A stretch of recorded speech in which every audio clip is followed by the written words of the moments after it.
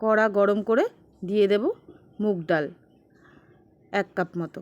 এবার এটাকে medium to low আঁচে খুব ভালো করে ভাজতে হবে। কন্টিনিউয়াসলি নাড়তে হবে, নয়তো এর মধ্যে এক পাশ বেশি পুড়ে যাবে আর এক পাশ কম ভাজা রয়ে যাবে।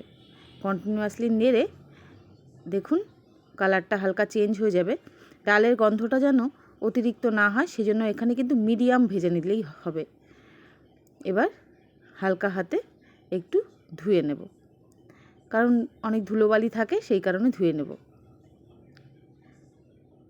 একটু ধুয়ে নিয়ে ব্যাস দিয়ে দেব গরম জলে, জলটা ঝারিয়ে নিয়েই।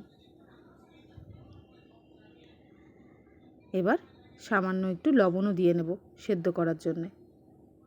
এবার এটা সেদ্ধ হতে থাক।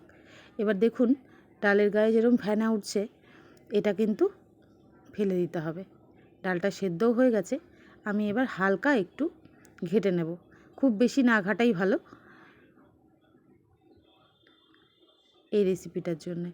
তো হালকা একটু ঘেটে নিয়ে পরিমাণ মতো লঙ্কা আমি মাঝখান থেকে চিড়ে দিয়ে দিয়েছি। এবার কড়াতে সামান্য একটু সর্ষের তেল গরম করে নেব, খুব বেশি সর্ষের তেলের দরকার নেই এখানে। এবার ইলিশ মাছের মাথাগুলো আমি এর মধ্যে দিয়ে নেব। মিডিয়াম আঁচে ইলিশ মাছের মাথাগুলোকে বেশ কড়া করে ভেজে নিতে হবে। প্রায় ভাজা হয়ে গেছে। এবার যতটা সম্ভব ভাঙা যায় এই কড়াতেই ভেঙে নিলে ভালো হয়, কারণ ডালের মধ্যে তো মাথাগুলো খুব একটা ভাঙা যাবে না, তাই যতটা সম্ভব কড়ার মধ্যেই আমি কিন্তু মাথাগুলোকে ভেঙে নেব।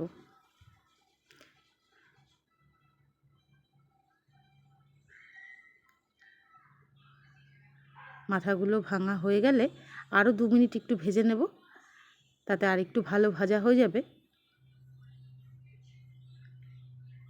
এটা এমনই একটা রেসিপি যে এরকম একটা ডাল যদি পাতে থাকে আর কিচ্ছু দরকার নেই খাবার সময়, ভাজা না হলেও মনে হয় আমার চলে যাবে। ব্যাস মাছগুলো এবার তেল থেকে ছেঁকে সোজা ডালে দিয়ে দেব।